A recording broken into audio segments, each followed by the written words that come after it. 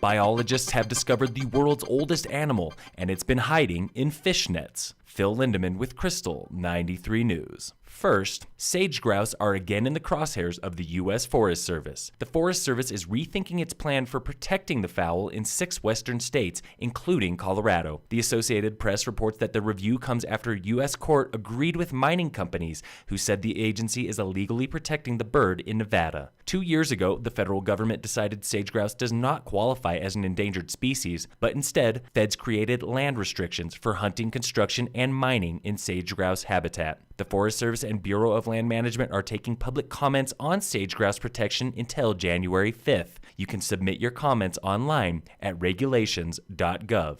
Teachers are in high demand across the high country, but officials say their salaries aren't high enough to live here. The Colorado Independent reports that the State Department of Education is asking lawmakers to approve a minimum salary for teachers across the state. This comes as schools are struggling to fill classrooms.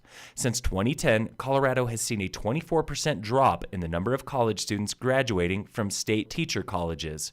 Enrollment also dropped by 23%. Residency programs, where students shadow veteran teachers for 1 year, are the only teaching programs with higher enrollment.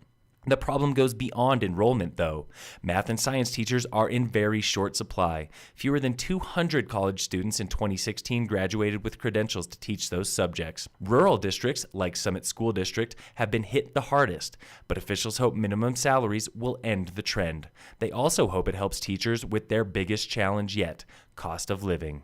An exotic animal preserve on the Eastern Plains is the newest home to 19 tigers. The tiny preserve in Keensburg, Colorado is getting the tigers from an animal park in Oklahoma. That park got the tigers from a Florida park currently embroiled in a lawsuit with People for the Ethical Treatment of Animals. The Associated Press reports that officials on both sides of the lawsuit declined to comment on the big cat's futures, but for now, the cats have a home in Colorado.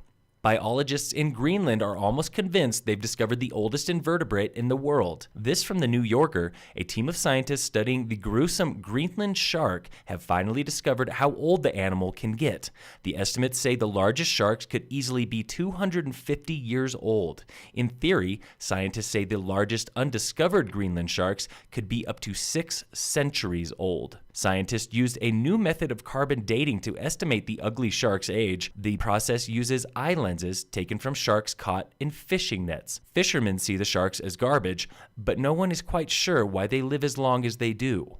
Other ancient animals include the clam species mink, which lives to 400 years old, and certain types of giant tortoise. They can reach 250 years old. In sports, the Denver Broncos lost to the Oakland Raiders on Sunday, 14-21. It's the Broncos' 7th loss in a row and the team's longest losing streak in 50 years. Meanwhile, former QB Peyton Manning was adding hole-in-one to his resume. The Denver Post reports that Peyton sunk the ace on hole 12 at Cherry Hills Country Club this Saturday, hitting a 5-iron on a par 3. Once a winner, always a winner. Phil Lindeman with Krystal 93 News.